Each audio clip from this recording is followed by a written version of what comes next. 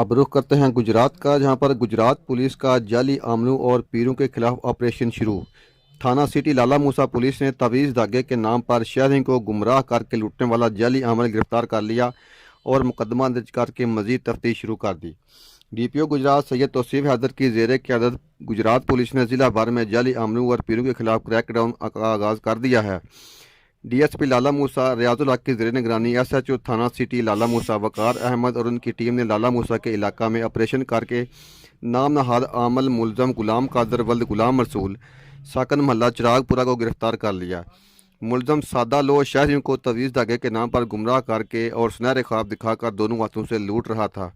جعلی عامل غلام قادر کے خلاف تھانہ سٹی لالا موسا میں مقدمہ درج کر کے مزید تفتیش کا آغاز کر دیا گیا ہے۔